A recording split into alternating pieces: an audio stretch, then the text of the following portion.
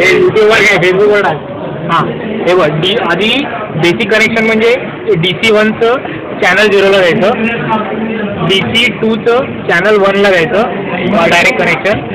मग मल्टीमीटर घ्यायचा, त्याचं पॉझिटिव्ह आहे ते इथल्या ह्या होलमध्ये टाकायचं, म्हणजे चॅनल 1 आणि चॅनल 0च्या मधला जो आहे तिथे. हे झालं पॉझिटिव्ह कनेक्शन. निगेटिव्ह आणि मग निगेटिव्ह जे आहे ते ग्राउंडला 0 द्यायचं इथे. हे झालं हे कनेक्शन एवढं. ठीक आहे. नंतर मग DC1 व्हेरी करायचं आणि ते -5 आलं पाहिजे असं व्हेरी करायचं ते सुरुवातीला, तेव्हा -5 आलं पाहिजे. ठीक आहे.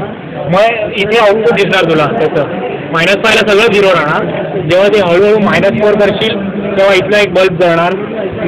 मग -3 करशील तेव्हा अजून 2-4 बल्ब जळतील. तसं 0 to -5 to +5 करायचं. आता एकदम एक्झॅक्ट कम्प्लीट 5 केलं ना,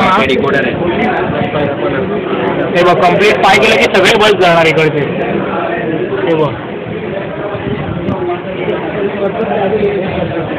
पाय जय बजरंगबली. हां 5 हे बघ सगळे बल्ब जळले. म्हणजे आता हा जळत नाही आणि 1 झालं. हे बघ सगळे बल्ब जळतात बरोबर. हे 5ला येणार आउटपुट आणि -5ला हे सगळं 0 असणार, म्हणजे एकही बल्ब जळणार नाही. +5ला सगळे बल्ब जळणार.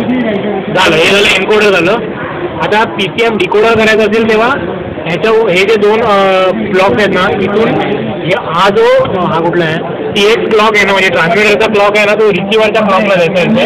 हे पण इथे हळूहळू आता रिसिव्हरच्या क्लॉकला द्यायचा आणि ट्रान्समिटरचा सिंक आहे तो 0 इथे दिलाय बघ, तो रिसिव्हरच्या सिंकला द्यायचा.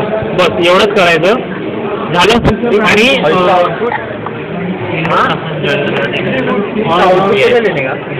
आउटपुट ये वापस वही वेरी करने का, यहाँ से वापस DC1 वेरी करने का कि इधर तेरे को इसका आउटपुट दिखेगा.